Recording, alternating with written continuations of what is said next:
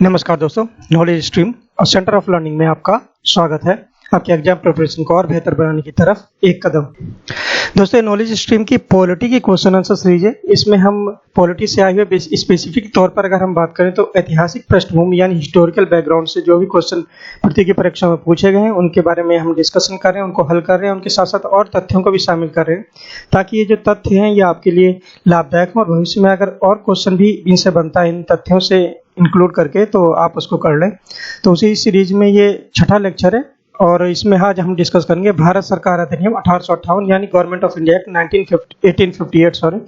और इससे पहले हम जो 5 लेक्चर में 5 जो एक्ट आए थे उनको हम डिस्कस कर चुके हैं। अगर आपने उनको नहीं देखा है तो नॉलेज स्ट्रीम की प्लेलिस्ट में जाके हिस्टोरिकल बैकग्राउंड ये फोल्डर है, वहां पर आप देख सकते हैं। तो आज स्टार्ट करते हैं भारत सरकार अधिनियम 1858। और स्टार्ट करने से पहले आपसे अनुरोध है कि नॉलेज स्ट्रीम चैनल को जरूर सब्सक्राइब कर लें और नेक्स्ट वीडियो के नोटिफिकेशन के लिए बेल आइकन जरूर दबा लें। इसे अपने दोस्तों के बीच में जरूर शेयर करें जो भी एग्जाम्स की तैयारी में जुड़ा हुआ है। क्योंकि पॉलिटी का मेरा यहाँ पर्पस है, मकसद है कि एक बहुत ही सिंपल वे में आपके सामने प्रस्तुत करना ताकि आप उसमें एग्जामिनेशन में बेहतर कर पाए।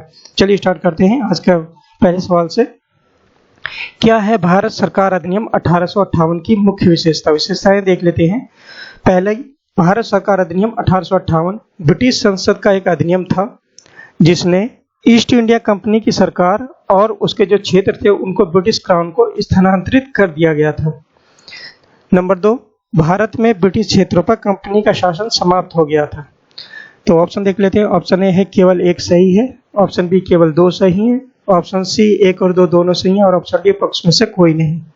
तो जैसे कि भारत सरकार अधिनियम में गवर्नमेंट ऑफ इंडिया 1858 के बारे में हम जानते हैं कि उसने जो ईस्ट इंडिया कंपनी के रूल को समाप्त कर दिया था और ये जो रिवोल्ट ऑफ 1857 आया था उसके पश्चात आया था।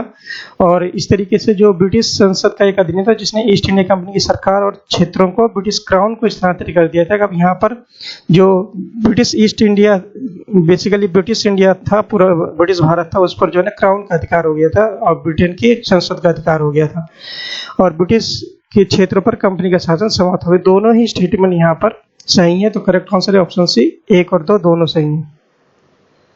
चलिए क्वेश्चन नंबर 2 की तरफ बढ़ते हैं। सही कथन चुने।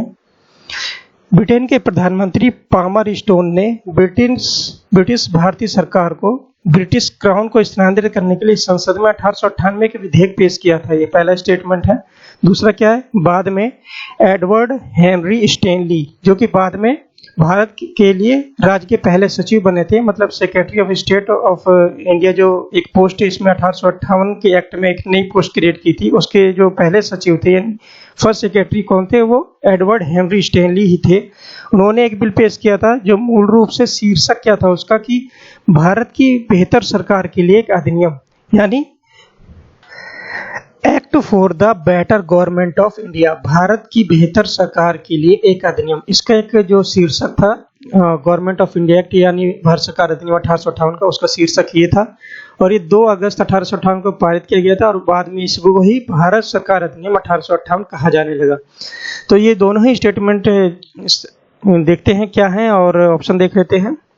केवल 1 सही है, ऑप्शन बी है केवल 2 सही है, ऑप्शन सी 1 और 2 दोनों सही हैं और ऑप्शन डी पक्ष में से कोई नहीं।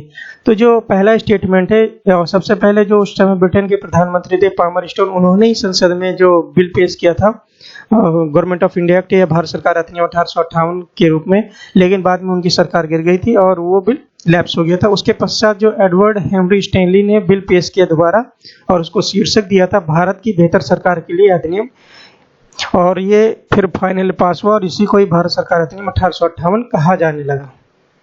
तो इस तरीके से यहाँ दोनों ही जो स्टेटमेंट है वो सही है। तो करेक्ट आंसर है ऑप्शन सी, 1 और 2 दोनों सही हैं। चलिए क्वेश्चन नंबर 3 की तरफ बढ़ते हैं। भारत सरकार अधिनियम 1858 ने कंपनी के शासन को समाप्त कर दिया जैसे कि अभी हमने डिस्कस किया और निदेशक मंडल जिसे हम कहते हैं कोर्ट ऑफ डायरेक्टर और नियंत्रण बोर्ड यानी बोर्ड ऑफ कंट्रोल, इन दोनों को समाप्त कर दिया। किस अधिनियम में ये दोहरी सरकार की प्रणाली शुरू की गई थी? अधिनियम देख लेते हैं, ऑप्शन देख लेते हैं। ऑप्शन ए है विनियमन अधिनियम 1773, ऑप्शन बी पिटका India act 1784, option C charter अधिनियम 1813 और ऑप्शन डी चार्टर अधिनियम 1833। जैसे कि हम जानते हैं ये जो डुअल गवर्नमेंट या दोहरी सरकार की प्रणाली थी ये इंट्रोड्यूस की थी और उसमें एक्चुअली इसको 2 इसमें रेगुलेटर नामित किए गए थे इस प्रणाली के अंतर्गत, एक तो बोर्ड ऑफ कंट्रोल हुआ करता था, यानी नियंत्रण बोर्ड, जिसका गठन कौन करता था, वो ब्रिटिश संसद करती थी, और दूसरी तरफ एक कोर्ट ऑफ डायरेक्टर हुआ करता था, जिसके सदस्य और जिसका गठन कौन करता था, ईस्ट इंडिया कंपनी करती थी। इस तरीके से दो रेगुलेटर थे, और ये प्रणाली शुरू की थी जो पिट का इंडिया एक्ट 1784 आया था उसके अंतर्गत। करेक्ट आंसर इसका ऑप्शन बी, पिट का इंडिया एक्ट 1784। चलिए क्वेश्चन नंबर 4 की तरफ बढ़ते हैं।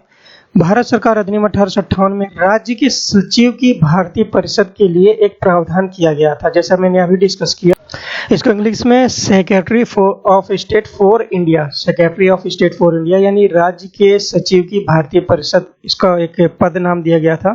तो राज्य के सचिव की भारतीय परिषद के लिए कितने सदस्यों को शामिल किया जाना था, इसमें सदस्यों के बारे में पूछ रहा है। और जैसे कि हमने पिछले लेक्चर में डिस्कस किया, एडवर्ड हेनरी स्टैनली जिन्होंने वो बिल पेश किया था गवर्नमेंट ऑफ इंडिया 1858, वही पहले राज्य के सचिव थे भारतीय परिषद के। और इसमें जो क्वेश्चन है वो सदस्यों के बारे में, कितने सदस्य शामिल किया जाना था, ये है। ऑप्शन देख लेते हैं, 10 सदस्य, ऑप्शन बी 12 सदस्य, ऑप्शन सी 15 सदस्य, और ऑप्शन डी 20 सदस्य। तो इसमें जो सदस्यों को शामिल किया जाना था वो 15 सदस्य को शामिल किया जाना था, और इसका करेक्ट आंसर है ऑप्शन सी, 15 सदस्य, यानी 15 मेंबर्स। नेक्स्ट 5वां क्वेश्चन है, भारत सरकार अधिनियम 1858 में राज्य के सचिव की भारतीय परिषद के लिए प्रावधान किया गया था, जो भारत के लिए राज्य के पहले सचिव थे। क्वेश्चन ये है कि जो first secretary of state of India थे वो कौन थे, और जिसका गठन जो है ना भारत सरकार अधिनियम 1858 ईस्वी में किया गया था। और एक नई post secretary of state for India, यानी राज्य के सचिव की भारतीय परिषद, ये पोस्ट क्रिएट की गई थी। ऑप्शन देख लेते हैं, Edward Henry Stanley, Palmer Stone, Edward Brooking, और उपरोक्त में से कोई नहीं। तो जैसा कि हमने डिस्कस किया, जो भारत के लिए राज्य के पहले सचिव थे, first secretary of state for India थे, वो थे एडवर्ड हेनरी स्टैनली। तो इसका करेक्ट आंसर है option A, Edward Henry Stanley. ये बहुत इंपॉर्टेंट क्वेश्चन है, आपको याद रखना चाहिए। चलिए क्वेश्चन नंबर 6 की तरफ बढ़ते हैं। भारत सरकार अधिनियम 1858 ब्रिटिश संसद का एक अधिनियम था, जिसने ईस्ट इंडिया कंपनी की सरकार और क्षेत्रों को ब्रिटिश क्राउन के स्थानांतरित कर दिया गया था। यह हमने अभी डिस्कस किया। उस समय यहाँ क्वेश्चन है कि रानी कौन थी, who was basically British crown. Option देख लेते हैं, महारानी एलिजाबेथ प्रथम, महारानी एलिजाबेथ द्वितीय, क्वीन विक्टोरिया, और रानी एनी स्टुअर्ट। जैसा कि हम जानते हैं, जो महारानी एलिजाबेथ प्रथम थी, उन्होंने ही सबसे पहले ईस्ट इंडिया कंपनी को 1600 में चार्टर दिया था, जिसकी वजह से वो ट्रेड करना उसने स्टार्ट कर दिया था। और यहाँ पर जो बात हो रही है, ब्रिटिश क्राउन को जब स्थानांतरित किया था गवर्नमेंट ऑफ इंडिया 1858 के बाद ईस्ट इंडिया कंपनी को, तो उस समय रानी कौन थी, वो थी ऑप्शन सी, क्वीन विक्टोरिया। इसका करेक्ट आंसर है ऑप्शन सी, क्वीन विक्टोरिया। चलिए क्वेश्चन नंबर 7 की तरफ बढ़ते हैं। भारत सरकार अधिनियम 1858 के बारे में सही कथन चुने। कथन देख लेते हैं, भारत के लिए राज्य के प्रथम सचिव लॉर्ड एडवर्ड स्टैनली, भारत के पहले वायसराय लॉर्ड इरविन। ऑप्शन देख लेते हैं, ऑप्शन ए केवल 1 सही है, ऑप्शन बी केवल 2 सही है, ऑप्शन सी 1 और 2 दोनों सही है, और ऑप्शन डी पक्ष में से कोई नहीं। जैसे कि हमने अभी डिस्कस किया, जो भारत के लिए राज्य के लिए जो पहले सचिव थे लॉर्ड एडवर्ड स्टैनली थे, ये हमने 3-4 बार डिस्कस कर लिया ताकि आपको याद हो जाए। लेकिन भारत के पहले वायसराय लॉर्ड इरविन, यहाँ पर दूसरा स्टेटमेंट है वो गलत है, चूंकि जैसे कि हम जानते हैं जो विद्रोह हुआ था 1857 के, जो उस समय जो गवर्नर जनरल थे इंडिया के, वो लॉर्ड कैनिंग थे। और उसके पश्चात जब ये गवर्नमेंट ऑफ इंडिया एक्ट 1858 है, भारत सरकार अधिनियम 1858 है, तो उसमें जो गवर्नर जनरल की पोस्ट थी उसका नाम बदल के वायसराय कर दिया था। तो उस पहले वायसराय भी 1858 से 62 तक वही थे। तो करेक्ट आंसर इसका जो है ना दूसरा ऑप्शन गलत है, यहाँ पर होना चाहिए था लॉर्ड कैनिंग। तो करेक्ट आंसर होगा केवल 1 ही सही है, ऑप्शन ए इज करेक्ट। चलिए नेक्स्ट क्वेश्चन नंबर 8 की तरफ बढ़ते हैं। भारत सरकार अधिनियम 1858 में राज्य के सचिव की भारतीय परिषद के लिए प्रावधान किया गया था कि इसमें 15 सदस्य शामिल होने थे। जैसे कि हमने अभी डिस्कस किया कि 15 सदस्यों की एक समिति थी। सही कथन चुनना है। पहला कथन क्या है, इसमें 7 को कोर्ट ऑफ डायरेक्टर द्वारा चुना जाना था और बाकी 8 के सदस्यों की नियुक्ति ब्रिटिश क्राउन द्वारा की जानी थी।